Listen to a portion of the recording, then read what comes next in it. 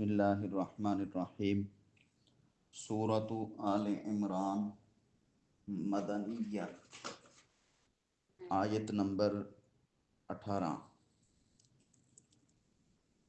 شاہد اللہ انہ لا الہ الا ہو۔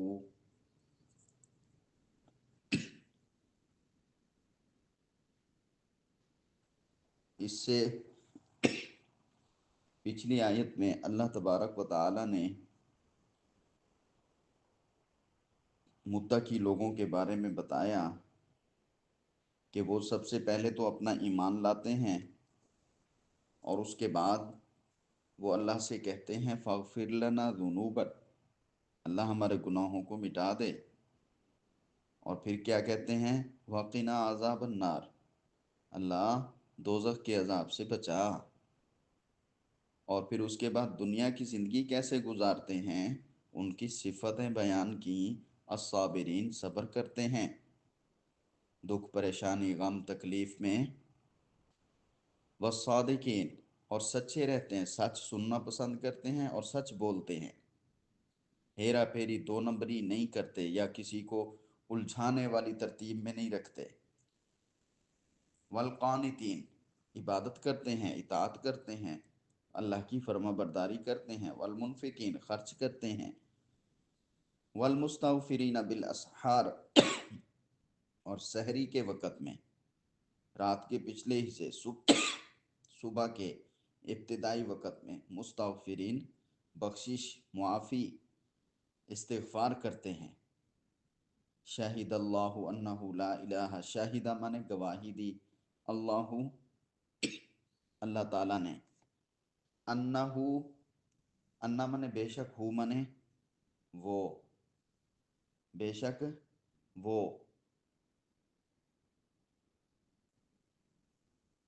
لا الہ، لا مانے نہ نہیں، الہ مانے معبود، الا مگر، ہوا مانے وہ، مگر وہ، کوئی معبود نہیں، کوئی عبادت کے لائق نہیں، کسی کی بندگی نہیں کی جا سکتی، الا ہوا، مگر اسی کی، یعنی اللہ کی۔ والملائکۃ والملائکۃ، اور فرشتے، واولو العلم، اور علوم نے والے، العلم نے علم، علم والے، فرشتے اور علم والے، قائمن،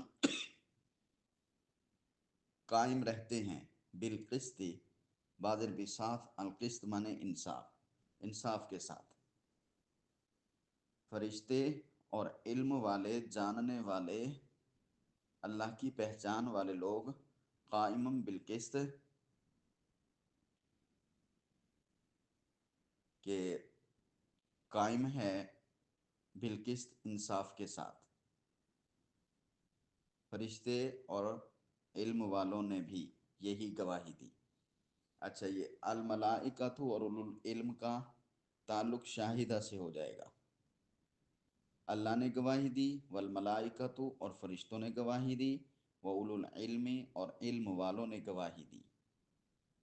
کیا گواہی دی؟ کہ کوئی بندگی کے لائق نہیں مگر وہی، قائم بالقسط، وہ قائم ہے، وہ حاکم ہے، بالقسط، انصاف کا۔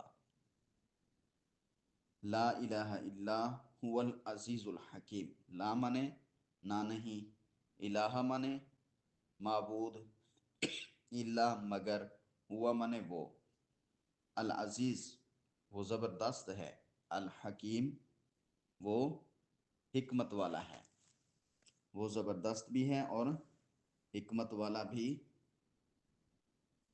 ہے۔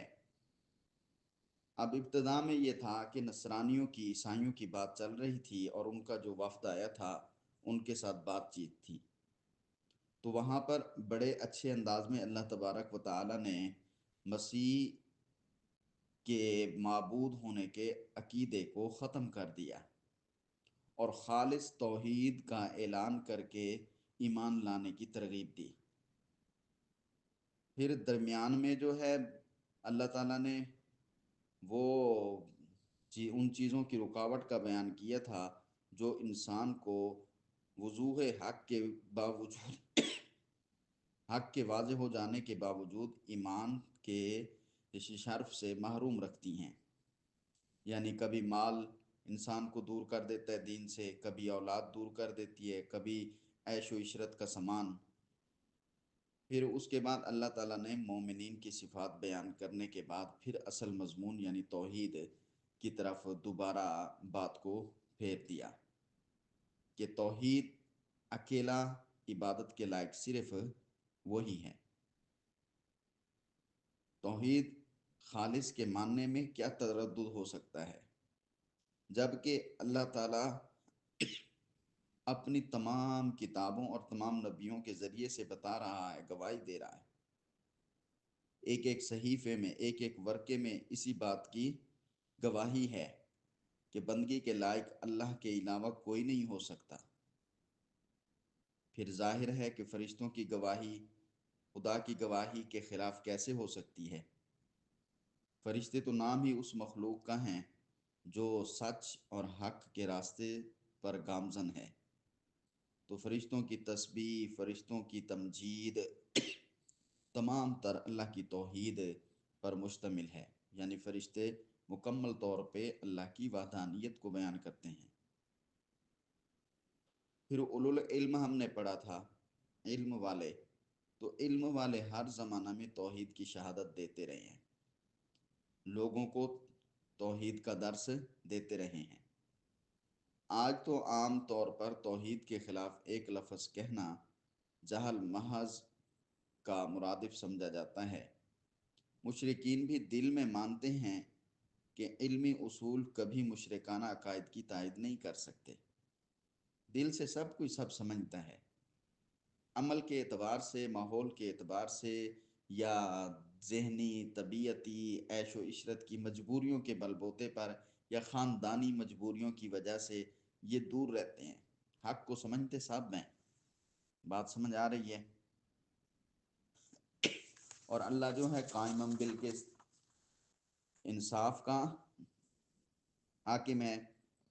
تو انصاف کرنے کے لیے دو باتیں ضروری ہیں. ایک تو العزیز زبردست ہو کہ اس کے فیصلے سے کوئی بھاگ نہ سکے،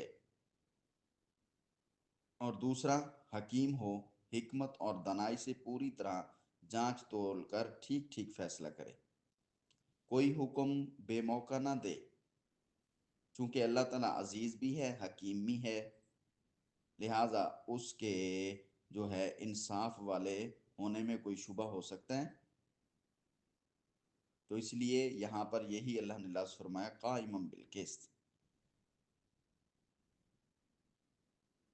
تو یہ آیت ہم نے پڑھی. اب اس کے بعد دیکھیں، ان الدین عند اللہ الاسلام. ان مانے بے شک، دین مانے مذہب، دین. عند اللہ، عند مانے پاس، اللہ مانے اللہ، اللہ کے پاس، اللہ کے ہاں. الاسلام، اسلام ہے، مسلمانی ہے.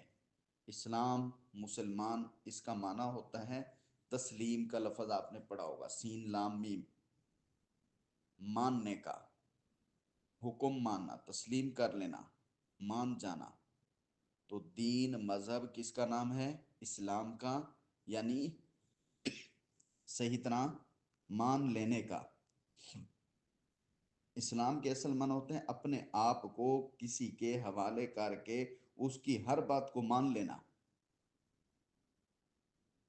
تو مذہب اسلام کو بھی، مسلمان کو بھی اس لحاظ سے اسلام اور مسلمان کہا جاتا ہے کہ ایک مسلمان اپنے آپ کو تمام اعتبار سے اللہ اکیلے، اللہ احد، اللہ واحد کے سپرد کر دیتا ہے، اور وہ یہ کہتا ہے کہ اس کے تمام احکام کے سامنے میں اپنی گردن ڈال رہا ہوں، اس کا میں اقرار کرتا ہوں. اسلام اور مسلمان، یہ بات. تو مسلمان کس چیز کا نام ہے؟ حکم برداری کا. میں مسلمان ہوں یعنی کہ اللہ کے سارے حکم ماننے والا ہوں. تو یہاں پہ اللہ کے نزدیک دین مذہب کیا ہے؟ اسلام۔ وَمَا اخْتَلَفَ الَّذِينَ أُوتُوا الْكِتَابَ، واو زبر ما منے اور، میم الف ما نافیہ ہے نہیں، اختلف منے اختلاف کیا اور نہیں اختلاف کیا، الذین وہ لوگ جو کہ اوتو دے دیے گئے، الکتابہ کتاب، تو جن کو کتاب دی گئی تھی تو کیا ترجمہ ہوگا؟ کتاب والے، جن کے پاس پہلے آسمانی کتابیں آسمانی صحیفے تھے انہوں نے اختلاف نہیں کیا، الا مگر، من سے، بعدی بعد، ما جو، جاء آ گیا، ہم ان کے پاس، العلم علم، مگر انہوں نے اختلاف کیا اس کے بعد جب انہوں نے جان لیا، جب ان کے پاس علم آ گیا انہوں نے جان لیا تب انہوں نے اختلاف شروع کیا۔ اور یہ اختلاف کیوں کیا تھا؟ بغیم بینہم، باغین مانے بغاوت کرتے ہوئے، ضد، حسد، بغاوت کا معنی کیا ہے؟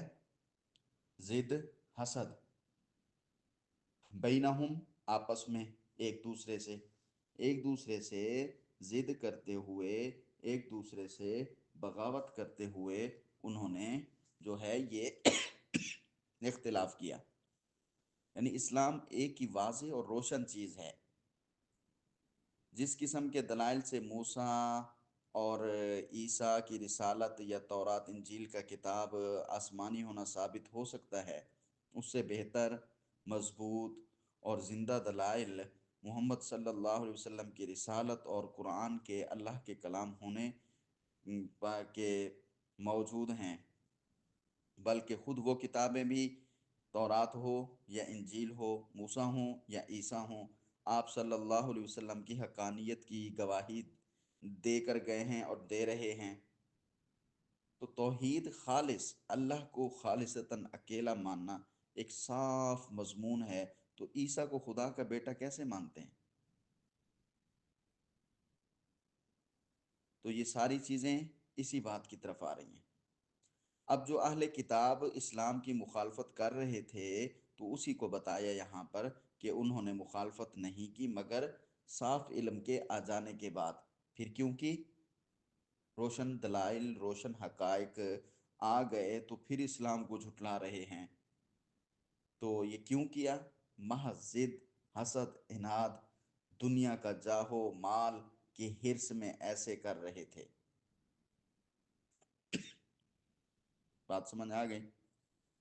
اور اسی چیز کو اللہ نے پچھلی آیات میں بیان فرمایا کہ یہ چیزیں دنیا میں تمہیں استعمال کے لیے تو دی گئی ہیں، لیکن ان کا استعمال ویسے کرنا جیسے اللہ کا حکم ہے۔ اللہ کے حکم سے ہٹ کے زیادہ انداز سے استعمال کرنے کی کوشش کرو گے تو پھر یہ تمہاری عورت ہو، تمہاری اولاد ہو، تمہارا سونے چاندی کے ڈھیر ہوں، تمہاری کھیتی ہو، تمہاری سواریاں ہوں، تمہارے گھوڑے ہوں، نشان زدہ قیمتی گھوڑے ہوں، تو جتنی قیمتی سواریاں، جتنی قیمتی محلات دنیا کے ہوں، یہ سب آزمائش ہیں، پھر یہ تمہیں نقصان کی طرف۔ اگر اللہ کو واحد مان کے اس کے حکم کے مطابق ان کے ساتھ قائم رہو گے تو پھر ٹھیک ہے، پھر جتنا مرضی سونا ہو، جتنا مرضی چاندی ہو، جتنا بڑا محل ہو، کوئی حرج نہیں ہے۔ اور دیکھیں اللہ تبارک و تعالی نے انسان کو اس کی حقیقت کے لیے بتا دیا، جتنا بڑا نواب کا بچہ ہو، بادشاہ کا بچہ ہو، یا جتنا بڑا دنیا میں حکمرانی کرنے والا ہو، سب کی ابتدا ماں کے پیٹ سے ہے، اور وہاں پہ سب برابر ہیں، وہاں سب کی خوراک ایک ہے، اور پھر دنیا سے جانے کے بعد سب کا نشان جو ہے وہ قبر کا گڑھا ہے اور سیم مٹی ہے۔ یہ نہیں ہے کہ بڑے بادشاہ کی قبر جو ہے وہ سونے سے بنائی جاتی ہے، وہاں سونا رکھا جاتا ہے، اور جو عام لوگ ہیں ان کو مٹی میں ڈالا جاتا ہے، نہیں، دیکھیں کہ وہ سب وہاں مٹی میں برابر ہے، ایک ہی کفن سفید اور وہ مٹی۔ یہ درمیان میں جو ہے یہ گڑبڑ آ گئی ہے اور اسی گڑبڑ میں آزمائش کی جا رہی ہے۔ تو یہ اختلاف کیوں ہوتا ہے؟ درمیان میں جو دل دماغ میں حسد کینے بھر جاتے ہیں، باغیم بینہم، آپس کے حسد کی وجہ سے۔ آگے دیکھیں، वमन यकफुर बिआयातिल्लाहि फ़इन्नल्लाह सरीउल हिसाब। वज़बर व मने और मन मने जो यकफुर मने इनकार करे, कुफ्र करे, बिआयातिल्लाह अल्लाह की आयतों का, अल्लाह के हुक्मों का, अल्लाह की निशानियों का, फ़इन्नल्लाह वापस इन्ना बेशक अल्लाह अल्लाह ताला सरी माने जल्दी, अल हिसाब माने हिसाब लेने वाला, जल्दी हिसाब लेने वाला है। मतलब वो जल्द हिसाब लेगा, बेफिक्र ना रहो। दुनिया में भी लेगा कि दुनिया में आजमाइश होगी, परेशानी होगी वगैरह वगैरह, मतलब मगर इसका मतलब ये नहीं कि हर परेशान आदमी आजमाइश में है। परेशानी तो नबियों को भी आई जिन जो गुनाहों से मासूम हैं, तो फिर तो हर परेशानी मुसीबत नहीं होती, मगर फिर भी गुनाहों की वजह से परेशानियां आती हैं। लेकिन हर परेशानी की वजह गुनाह नहीं होता, ये याद रखना है। आजकल लोग ये भी कह देते हैं ना, ना उम्मीदी में आकर कि मेरे गुनाह इतने ज़्यादा हैं तो मुझे ये बीमारी लग गई, मेरे गुनाह इतने ज़्यादा हैं तो मुझे ये परेशानी आ गई। तो हम कहते हैं नहीं बाबा नहीं, आपको ये परेशानी नहीं आई, ये अल्लाह की तरफ से। क्या पता तुम्हारे गुनाहों की वजह से है, या क्या पता तुम्हारे दर्जात को बुलंद करने की वजह से है। अल्लाह ने क्यों दी वो तो मालिक है, उसको पता। बहरहाल ये है इन सब का मतलब कि तुम दुनिया में गुनाहों से बचते रहो, ये सोचकर कि दुनिया में भी तुम्हें कोई अजाब ना मिले और आखिरत में भी।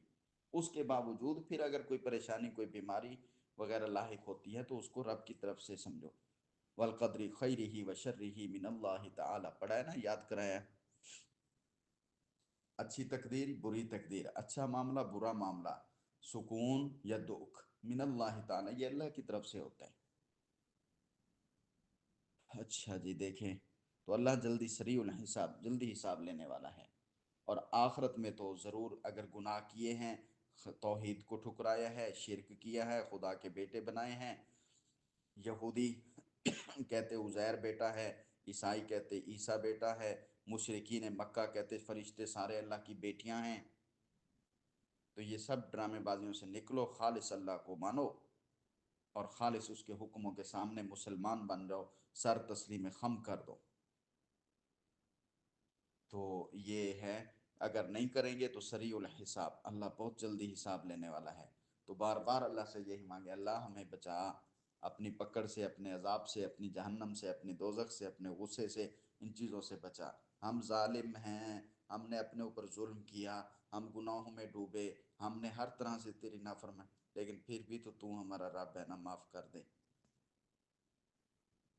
तो बड़े लाड प्यार से अल्लाह से बातें करनी चाहिए। अल्लाह ताला इन सब अंदाज को पसंद फरमाते हैं और तौबा को कबूल करते हैं। अस्सलामु अलैकुम।